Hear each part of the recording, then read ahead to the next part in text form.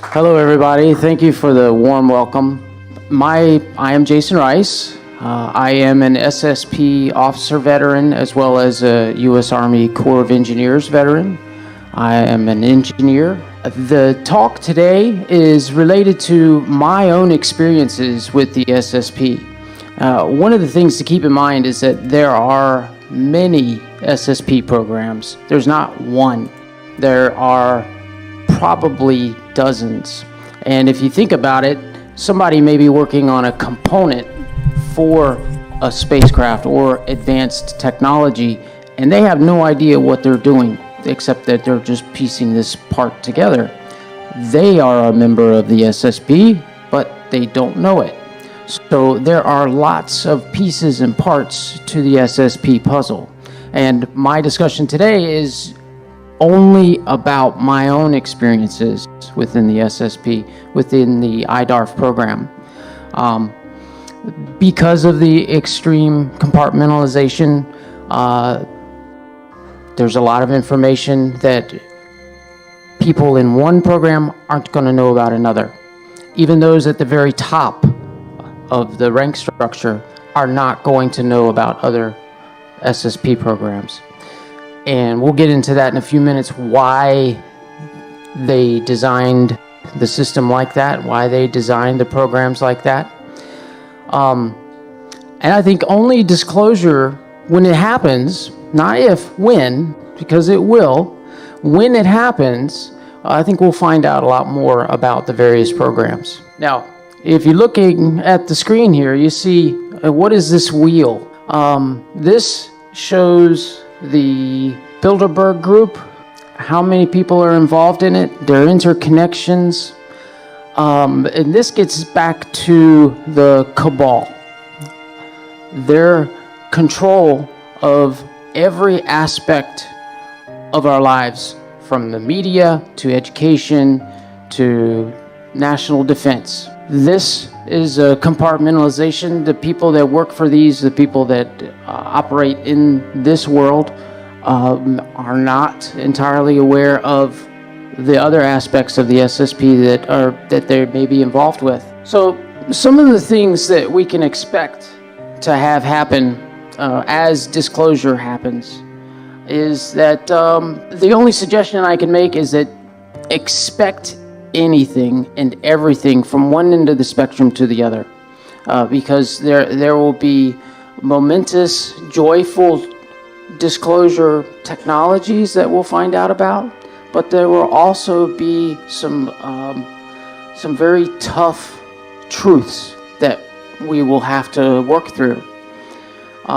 One of the things that I'd like to ask is there anyone in here that likes being lied to? Nobody? I didn't think so. I know I don't. Well, as disclosure happens, one of the things that people are going to have to deal with are the lies. Individually, we're going to go through, as well as civilization, as well as the entire planet, what is referred to as 5 stages of grief, right? You've got the denial, anger, that was one for me, bargaining, depression, and acceptance. List of offenses, there are going to be lies, there's going to be cheating, you find out about stealing, murder, greed, pretty much every form of bad actions, some of the things that we'll find out. Now, they've been perpetrated on our mothers, our fathers, brothers and sisters, sons and daughters. And these things go back 80 plus years as far as the plan, these guys, to get us all under one world government. And despotic control means that nobody can argue with them. So that was the plan. Elected officials, unelected officials, they're involved. People in corporations that are involved. There's people in every level of government. Now, one of the things that I'm sure you're going to say is, well, gosh, I'm awake. I've got my eyes open, and throw it at me. Come on, give me all the truth. Well, the only thing that I would say to that is that be careful what you ask for, because while we may be able to handle all the truths, how about your neighbors or your family or your coworkers? And the same thing about toxins and getting used to it from a standpoint of the global consciousness. How are you going to react to your family or friends or neighbors that are going through those 5 stages of grief? How is it going to affect us? Because, we're caring, we're compassionate, we want to help people. So naturally, it is going to affect us. We're not machines, we're not cold, we're not going to just sit idly by while our loved ones are crying over the fact that they've been lied to for their entire life. Okay, so what is the secret space program? Again, as I mentioned a few minutes ago, one of them is the IDARF, the Interplanetary Defense and Reaction Forces. So where did that come from? Well, in order to get there, we're going to have to go back in time a little bit and talk about some of the history going back to the 1930s. We went from almost seemingly overnight from advanced anti-gravitic technologies and a wide range of other technologies, medical, science, physics. So let's get into the history, how we got there. 1930s Germany. The Germans, prior to World War II, were very interested in esoteric mysticism, as well as a wide range of alternative views on life and connections and energies. They scoured the entire planet looking for further clues and more information.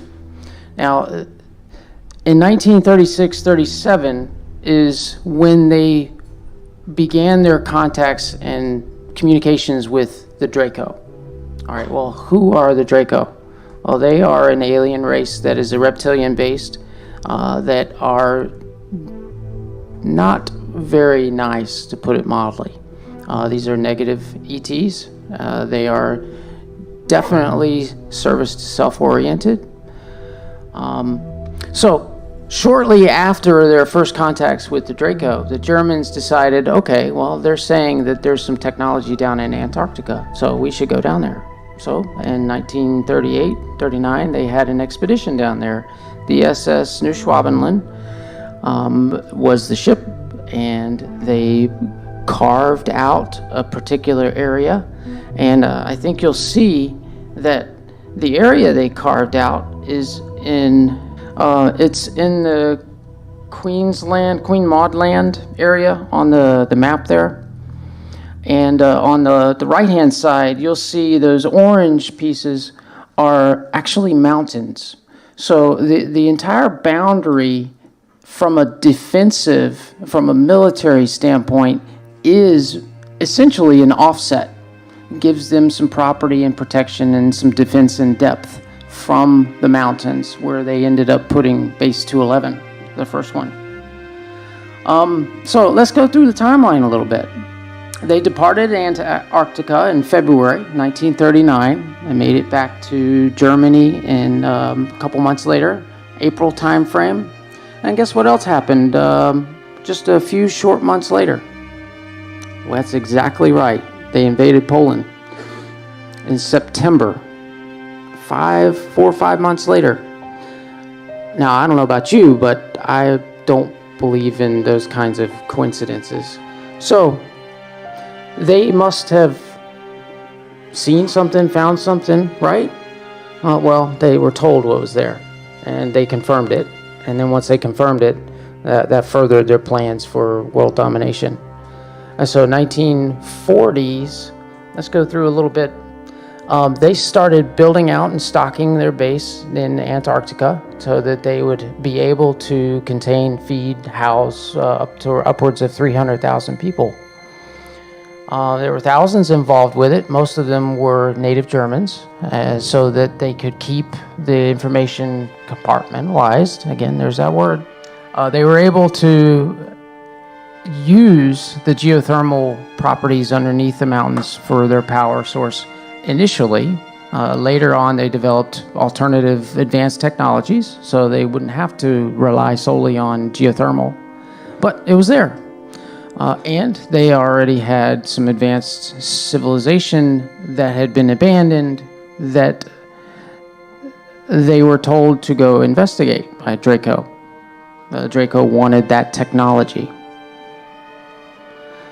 So, around 1940, the Germans make their first visit to the moon in the Hannibal 1. And the same time period back on Earth was the period when the German Navy had commissioned some auxiliary cruisers, which basically are converted civilian ships. One of them was named Penguin, and the other one, surprisingly enough, was named Atlantis. Again, another interesting convenience. So during that time in the war, the Cabal was in charge and had resources in which they had loaned Germany money. Germany was paying back the loans. They had financed them through their rebuilding efforts in the 30s, as well as financing their military expeditions of the early 40s.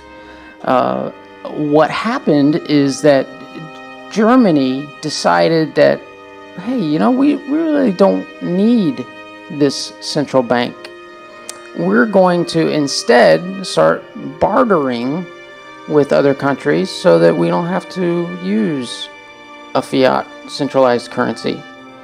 Well, this of course upset the central banks, and the central bankers decided to get other people involved, and voila, the world is at war. 1941, the U.S. declares war on Germany. Now, this same time frame was when they were working on building up their base, and so the U-boat activity after 1941, they were able to, their two auxiliary cruisers had been sunk by that time, but they had enough U-boats in which they didn't need any surface ships. So they were using the subsurface ships for transportation to and from their base. They had advanced technologies on their U-boats so that they didn't have to surface. They were also some of the first stealth technology that had ever been released. 1944, Germans returned to the moon, and they're scouting for a base at this point.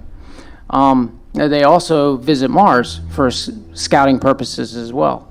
1945 through 48, the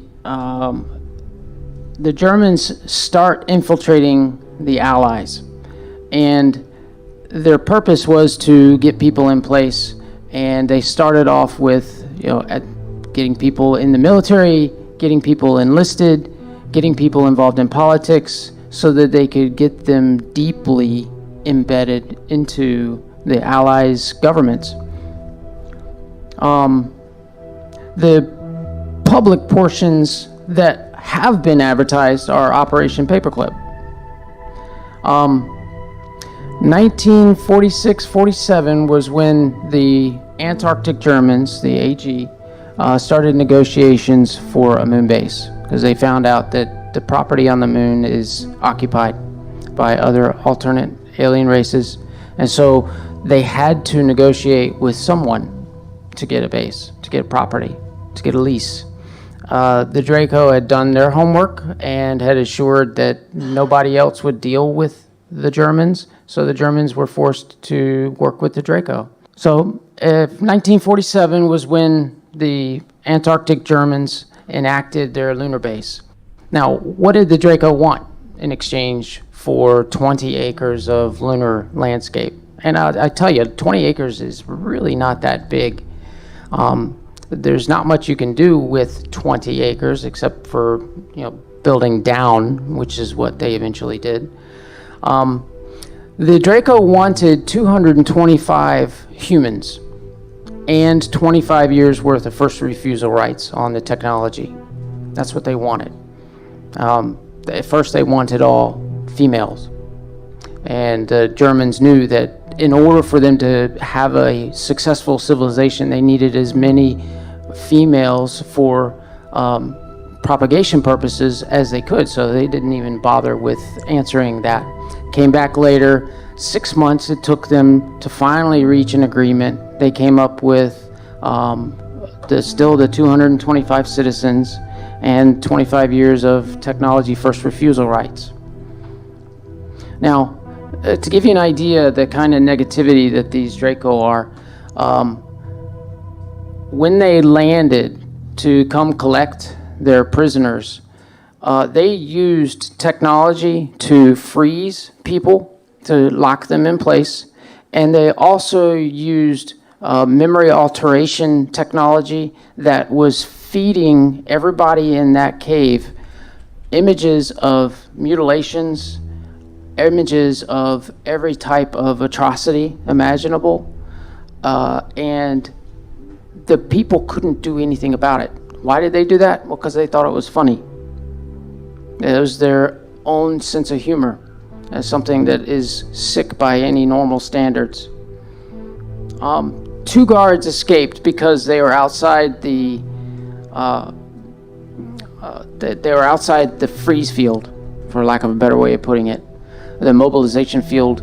They were able to make it to the exit, and that was how the security forces were able to discover what had happened, the images that they were sent, the things that they were experiencing while they were in that chamber.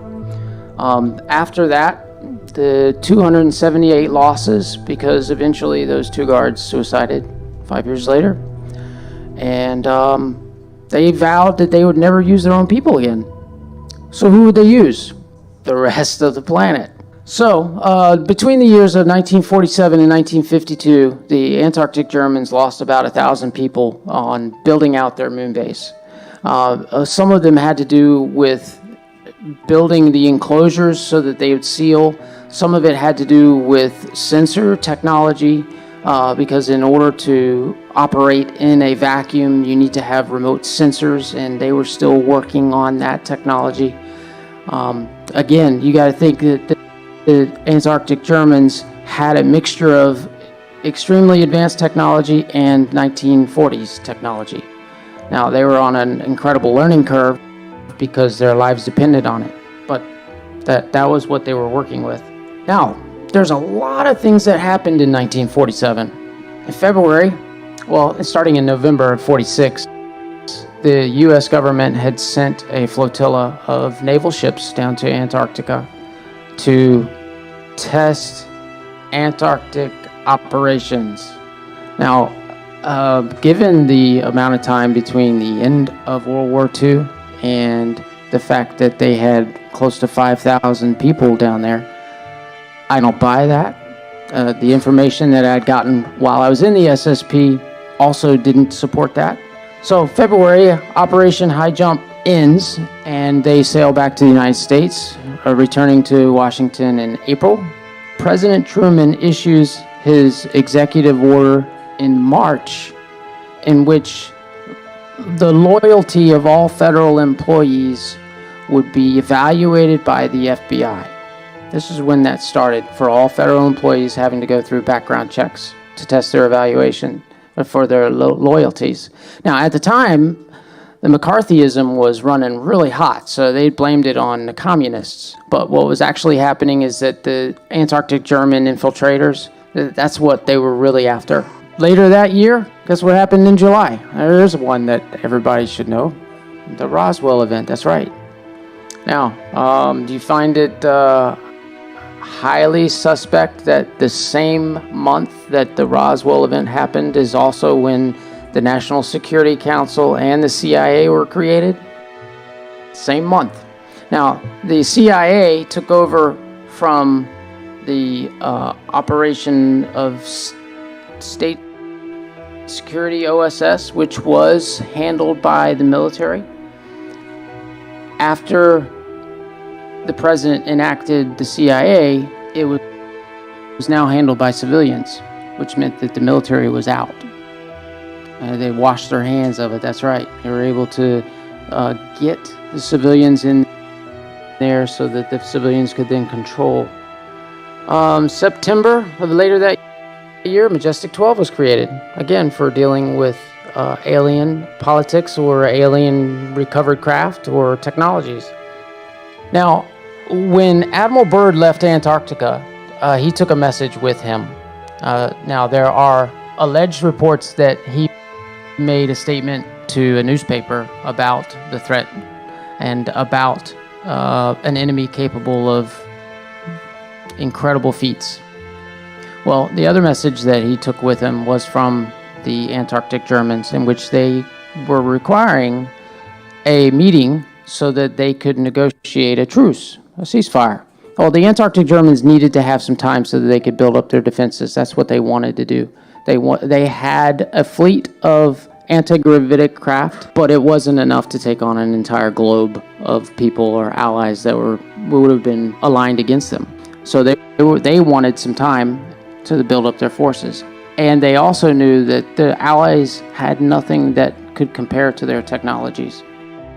December, Operation Windmill was published as we're going to make our base down in Antarctica, which in actuality what it was is part of the negotiations between the Antarctic Germans and the rest of the planet. Guess what happened in the next year? Operation Mockingbird had its starts. So these all go back to a very busy 1947, 1948. Now, Frank Wisner was a member of the CIA and was put in charge of propaganda and the controlling of the media. After what happened with Roswell, they did not want to go through another incident like that. So they decided that they would take it on head first. Well, how do you do that? Well, you pay a bunch of people that are employees of mainstream media to do what and when and how and whatever you need them to say. Operation Mockingbird. Now, in 1972, it came out. Oh my gosh, that's 25 years later. Well, do you really think that it stopped just because it went public? No, it did not. So in February, Operation Windmill 2 was finished up, in which the Antarctic Germans reached a ceasefire with the Cabal. Now, they had expected a formal treaty to follow, and so what they wanted was, again, to buy some more time. So that was what happened in 1948. The ceasefire agreement established the Antarctic Germans as a sovereign nation. Their existence was to be kept secret. The reasons for that have to do with the Antarctic Germans were threatening to go public with advanced technologies, and the Cabal did not want that to happen because they wanted to maintain control. The other thing that the Cabal had going for it at the time was that if the Antarctic Germans had gone public, there is a very strong possibility that the rest of the globe, the personnel, the citizens would have said, you know what, even if it means nuclear annihilation for us all, let's get rid of those Nazis once and for all. So they kept it secret because the politicians knew that they may not have a choice if it went public. They would be out of their control from the citizens of the planet. They established their embassies. They have at least one senior executive and thousands of corporations. Now, what kind of corporations? We're talking about Ivy League schools. We're talking about engineering research schools. We're talking about defense contractors, agriculture, medical, research hospitals, banks, everything imaginable. They had at least one senior executive, because again, they had 300,000 people to do something with. And their plan was to infiltrate the rest of the planet so that they would have their own people in place. One of the consolations that they provided to the Cabal was that they gave them base theories, not technology, but base theories. So they had to do their own homework. Now, having their own people in place meant that essentially they were giving themselves advanced theories. So no harm, no foul. because they're just giving it to themselves, right? Well, their own people being executives in these companies, the process of advancement, you've got somebody who has a leg up already because they've got advanced technology knowledge, and suddenly they are on a fast track to the CEO or senior executive or any number of other positions. Now, 1948 through 1954, the cabal was stalling for time because they knew that they could not stand toe-to-toe with the Antarctic Germans.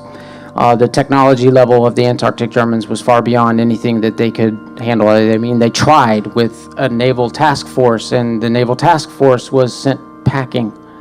So, 1949, the USSR fires their first nuclear bomb. Now, there's evidence that shows that the U.S. gave the Soviet Union the plans. Now, my thinking is that they were trying to spread out more information so that they could keep the Antarctic Germans in check and get more people that are standing up against you, then you have a better chance of coming out ahead. The Chinese Communists take control that year. 1950, the Korean War starts. Hey, we can't go to a treaty because we're fighting a war. Please give us a break.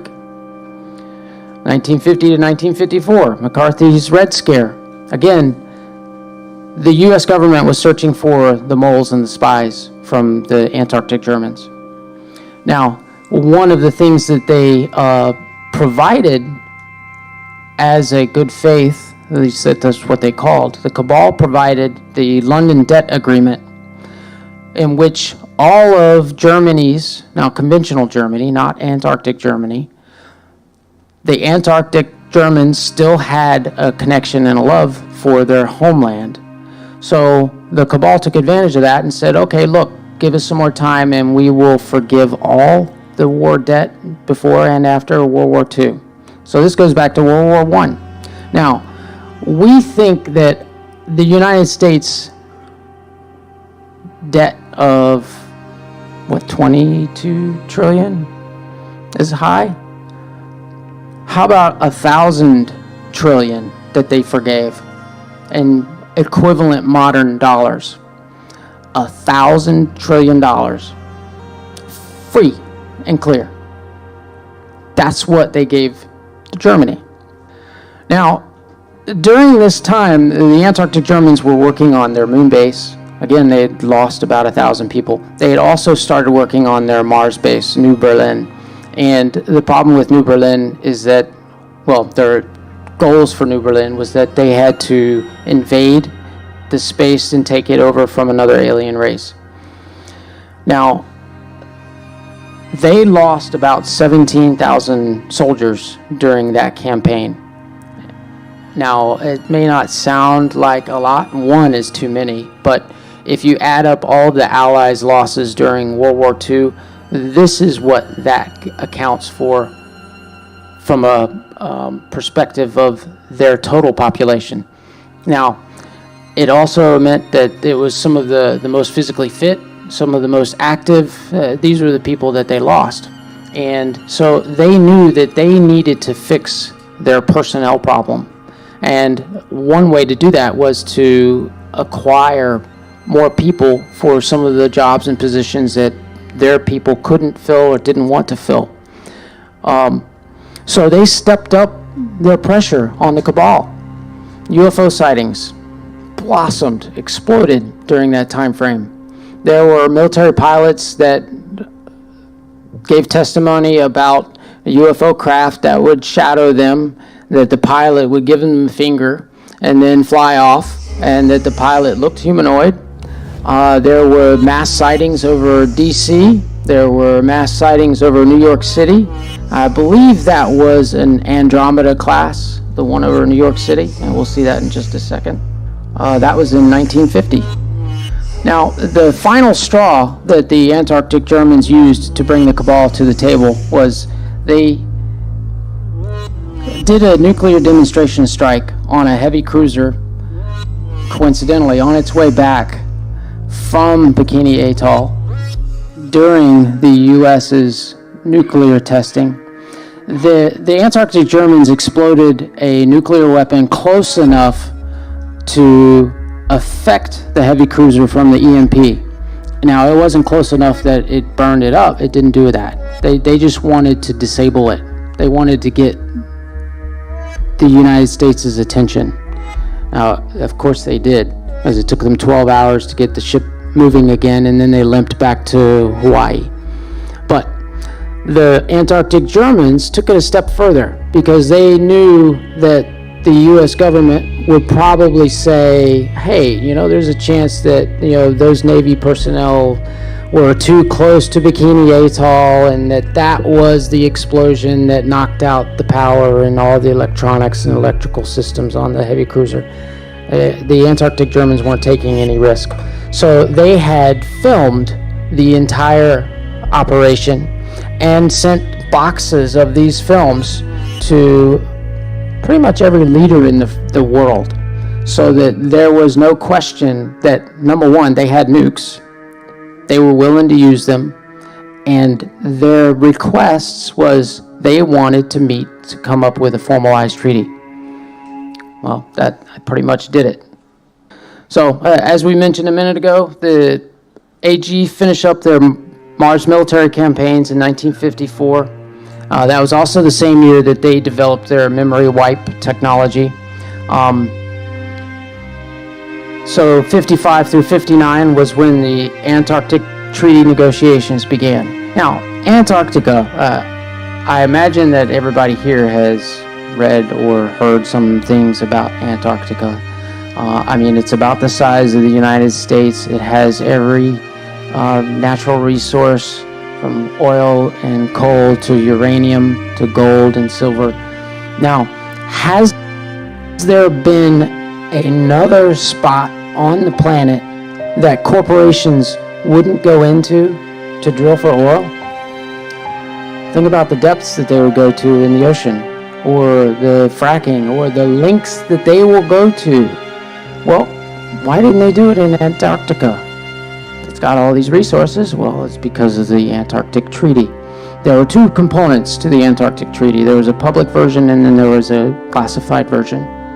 Operation Deep Freeze 1 and 2 was the operation in which the Cabal had built and established their base in Antarctica, and it also allowed for them to go through the negotiations with the Antarctic Germans. This time was also when the Antarctic Germans continued their political espionage, because they wanted to infiltrate every country, not just one, but every country, every major corporation, every major organization on the planet. That was how they were going to run their things, and that's how they were able to gain control over technology. So 1959 was the year that the Antarctic Treaty was enacted. Now, what did the Antarctic Treaty, the classified portion, what did it do? Well, it granted the Antarctic Germans about 150,000 personnel from the rest of the world. Now, what does that mean? They were going to pick them up from a place and time of their choosing. They had assured the rest of the leaders of the world that they would pay them and take care of them and feed and house them and give them fair medical treatment and anything that they needed. Give them the opportunity to become German citizens if they so chose at the end of 5 years. If they didn't, oh well, okay, they would send them back home. That didn't happen. Surprise. Also, as part of the Antarctic Treaty, is that they had at least one Antarctic German on the governing board of directors. So not only do they have senior executives, at least one, the larger corporations had 5 to 10, but they've got now their own people on the board of directors. And thousands of worldwide corporations, universities, medical research facilities, banks, financial institutions, you name it. The other portion of their plan was to have at least one executive, one of their citizens on the executive branch of every government on the planet, at least one. The United States had multiple civilians from the Antarctic Germans within the government. Now, again, their society was to remain classified. They didn't want it coming out. They didn't want the world ganging up on them, and the Cabal would lose their power and control if that happened. So it was a win-win for both of them. The AG stopped and ceased their overflights and their shadowing of both civilian and military aircraft. Through the 60s, the Cabal and the Antarctic Germans continued their cat and mouse game.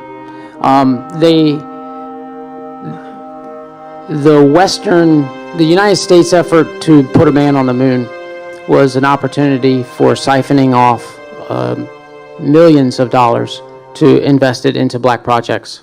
They used, the Antarctic Germans, their embedded citizens to great effect, because if they had a technology that turned out, well, this has a lot of promise, and this may be something that would actually work in a military or civilian field. Well, they used their citizens, both in the government and in the corporations, to either close the project down publicly and take it black, or to transfer it completely. So that's why you end up seeing, looking through the records in a Google search, a lot of technologies that just poof, disappeared during the 60s. Well, this is why. The AG and the Cabal both continue to work on their mind control programs, and this includes technology as well as pharmaceuticals during the 60s. Now, keep in mind that the World War II Germans, the Third Reich, had pioneered a lot of things, and included among them were mind control. And so the scientists and engineers and doctors and technicians that were part of the Antarctic German Society, they had and continued their mind control programs. Well, the Cabal wasn't going to be turned out, so they started their own, which we can see and hear about now, some of the disclosure that's coming about relating to the use of LSD on prisoners, and they're trying attempts to do mind control. Well, that's just scraping the very surface of it. When disclosure happens again, we'll find out the full depth of how deep this particular rabbit hole goes. Now, the 1960s is also when the AG built their new base, New Wurzburg. That was their second city. They also were building out their first carrier task group. The AG also expanded further into the solar system, including Ceres, the moons around Saturn, the Kuiper Belt, the Oort Cloud. There's so many resources out there that all it takes is setting up a base and operations, and then you can go and find your own small planetoid that has whatever you need. So that's what they were doing. This is also the time frame that they had obtained the jump gate technologies. During this time frame was when the 5-year loaner program had ended. Now, they were supposed to return these people, right? They weren't kidnapped per se, but what happened is that they would return them and then re-abduct them, or they would write false death reports. So they ended up keeping about 90% of the people that they had acquired from that deal. This was also the time frame in which the Cabal had learned more about some of the threats to Earth from certain alien sectors. Any advanced dimensional, scalar, time, advanced physics, those were the projects that were buried. So let's get into the 70s. The Cabal are continuing to buy as much time as they can, because still they know that, number one, they're infiltrated, and there's not much they can do about it. They tried to do something with the McCarthy era, but that didn't really work out so well. Incidentally, Senator McCarthy died 3 years after stopping the Red Scare at Bethesda Medical Center, same place that the former Secretary of Defense died. The The 1970s are when the Cabal learned that the Antarctic Germans had memory wipe technology. Before then, they hadn't known about it. So the mind wipe technology was really on par with the Manhattan Project, because it allowed a government to operate in 100% certainty that the information that was going out with the personnel was locked down. So they were able to keep people from remembering things, so they had nothing to tell. You got nothing to tell, you're not a security risk. And the Cabal really wanted that technology. So it took them a few years, but eventually, in 1979, they had a joint KGB-CIA operation in which they had gotten one of the security forces from the Antarctic Germans to turn. And they acquired the technology and made it look like an accident that happened at altitude over the Pacific with nothing left in an expanding ball of white plasma. Now, they took that and reverse engineered it. It took them a few years to get that done. 1972 was also the time frame that the Draco 25-year first refusal rights had ended. So after that time frame, the Antarctic Germans were able to keep the technologies that they had acquired or were digging up.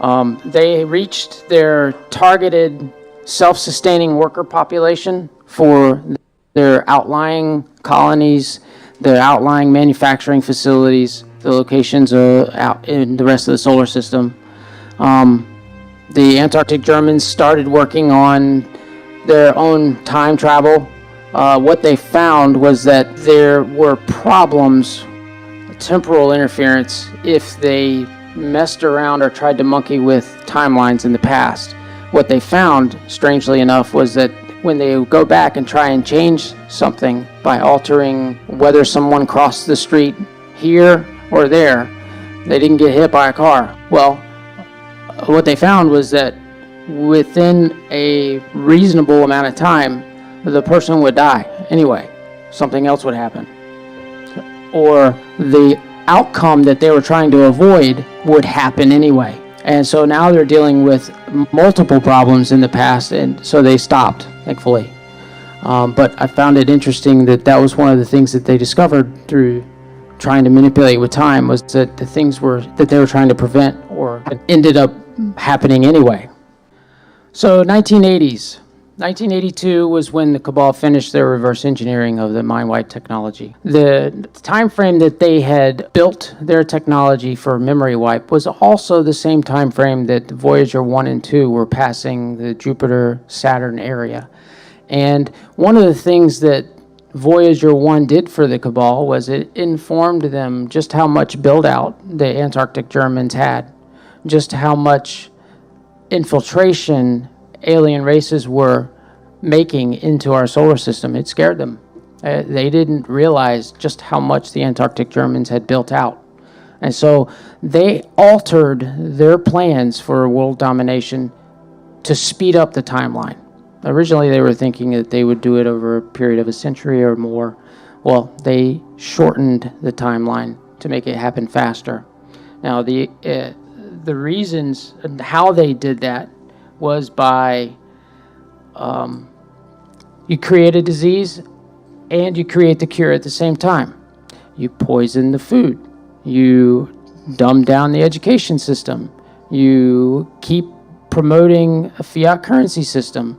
You conduct false flags so that the people ask for more security, so that the people are wanting to have a security state.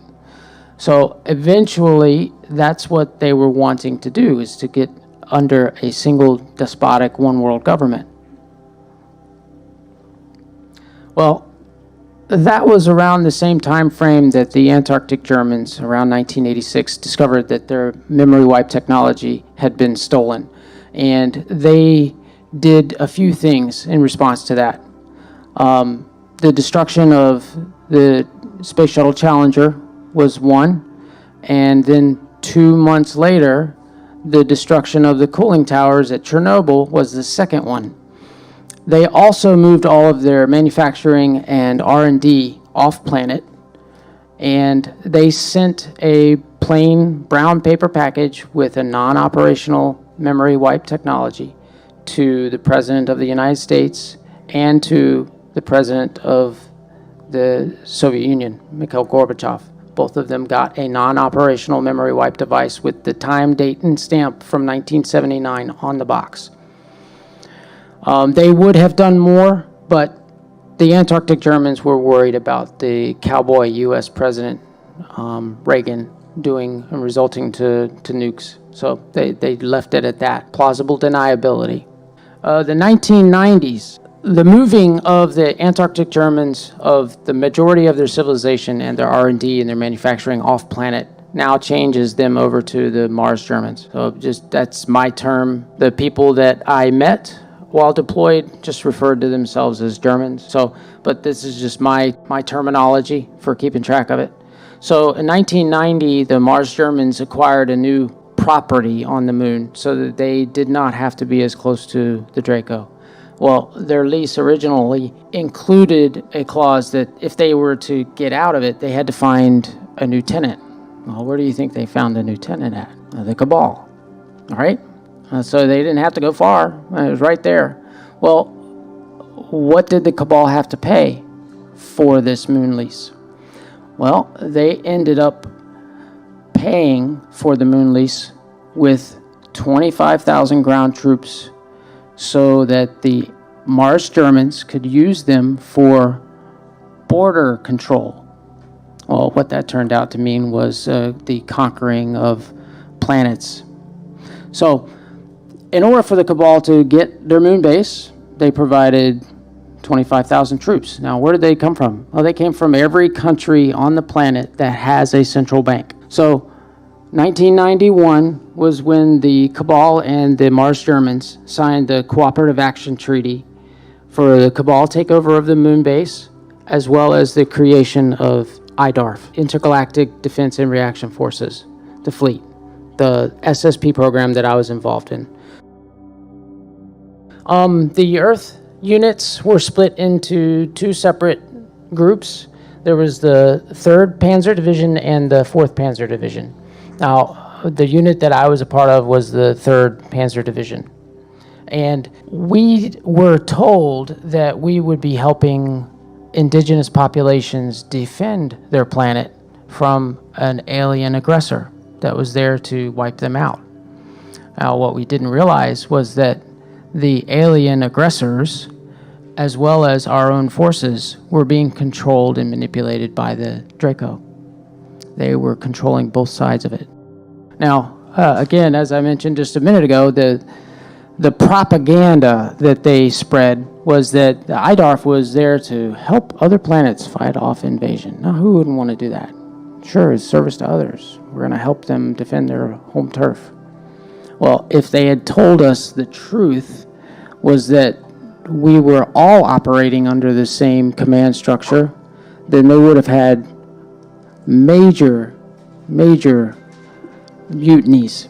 There would have been a lot of fighting internally, and I think that it would have turned out very differently. So they did not tell the truth. Again, more of those lies. So my involvement in IDARF. The first 18 months were locked up in training. The training included 8 months at an underground facility that was referred to as the FIG, the Fort Indiantown Gap cave structure. Now, if you can imagine something the size of an NFL stadium underground, with that much open space, probably another 5 or 6 stories above that. We weren't allowed in that area because they claimed it was radioactive. So, but it was at least 32 stories high. So, it's a big structure. It's all underground. It was essentially a small city so that we would have the space and the room to do all the training and everything that we needed to do. So the first 8 months were when we learned how to work with our own nanite enhancement therapies. The next 6 months we spent on the moon learning about shipboard operations, firefighting. It takes time for ground troops to learn all the different things that they need to do in order to get deployed from a ship to the ground. And then the last 4 months of my training was spent on Mars, in which we were doing combat deployment training. And it was essentially life in a suit, life in a combat suit for those last 4 months. Around the top of the facility, there were these steel platforms that they used to great effect. I remember when I first walked in and I would see up to 175 feet of rope with a carabiner at the end, just kind of dangling and moving around. It was very surreal because it was like they each had their own frequencies. And so my first thought was, why do they have trapeze training? Well, it turns out that it was anti-gravitic training. And so you have to go through the process, and the lines were for safety. It was essentially a small city. It included a range, included hand-to-hand combat areas, hand-to-hand training, classrooms.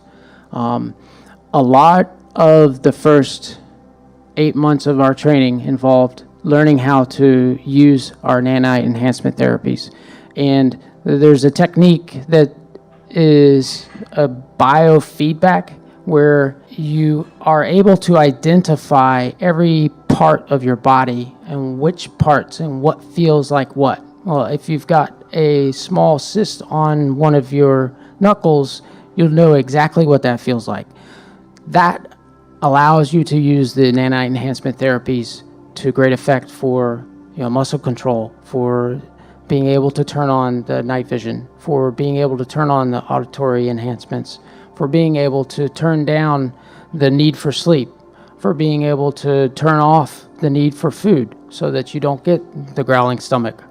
I'd say the biggest piece of our initial training was incorporating the nanite enhancement therapies. After finishing up the training, we were deployed to what I'm referring to as Planet 1.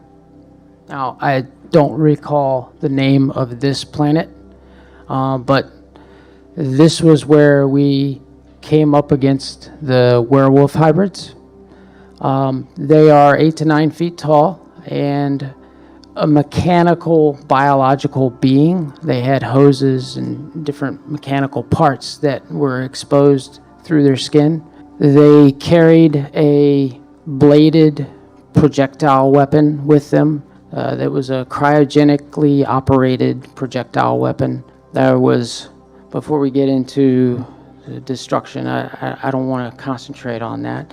The type of planet that this was, where we were stationed at, was reminds me a lot of Holland, in that the canals were the main method for moving around the city. So there were canals everywhere in the cities that we were deployed to.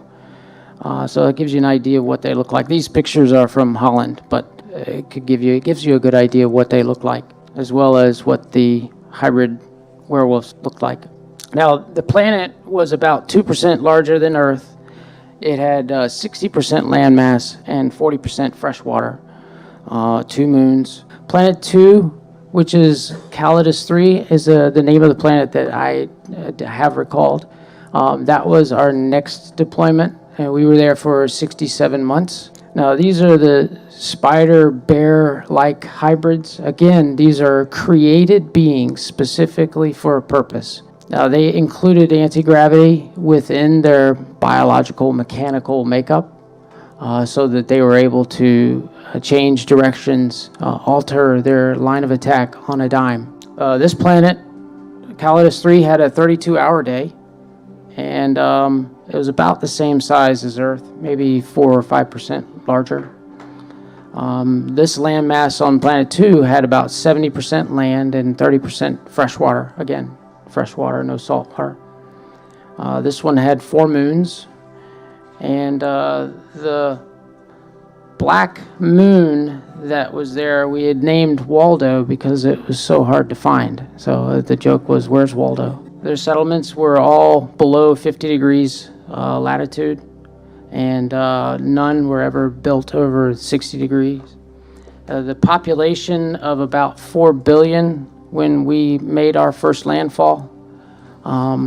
unfortunately, that was severely decreased. Their civilization was at about the start of the Industrial Revolution equivalent here on Earth. So they had some technologies. But again, think gauges and steam and tubes, but nothing compared to modern advanced technologies. Their governments were locally organized and run, either a village or a town elder or town elders. They did not have large countries under single governments. The third planet that we went to, I was there for 15 months. This was the first planet encountered that had more than just a humanoid race. This planet also had a Cyclopean race as well as an insectoid kind of race. Now, the Cyclopean looked just like regular humanoids except for the single eye, and they were also somewhat telepathic. Now, the insectoid race was very telepathic in how they communicated. Now, they were not telekinetic or some of the other psychological or psych abilities, but that they communicated telepathically. The first 15 months we were there, again, our MO was to help the civilian governments and the civilian population get organized, help them build up their stores, help them to create a defense industry so that they could supply their own people with weapons that they needed. And so our mission on this particular planet was challenging beyond what we had experienced before because of the presence of the two other races. They had already been fighting and warring with each other for over a century, and so they didn't trust each other, and it was made our job a lot harder because we had to get them all pulling in the same direction if they were going to survive.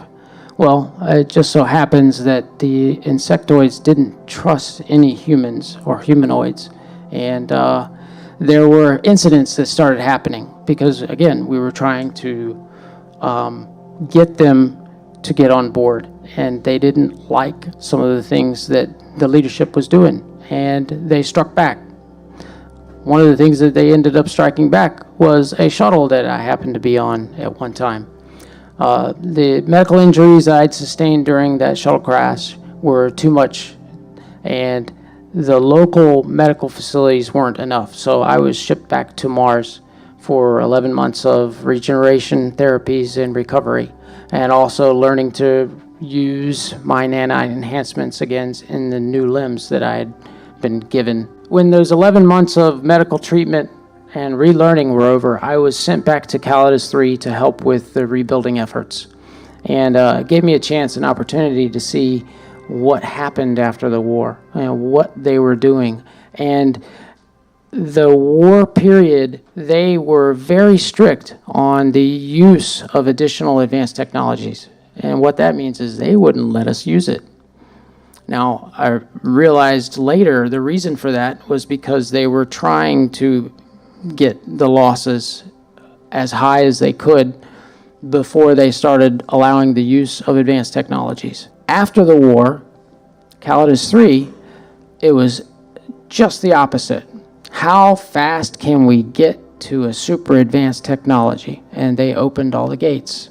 Now, this turned their civilization upside down because their religious beliefs, and they had their own versions, their family structures, their town structures.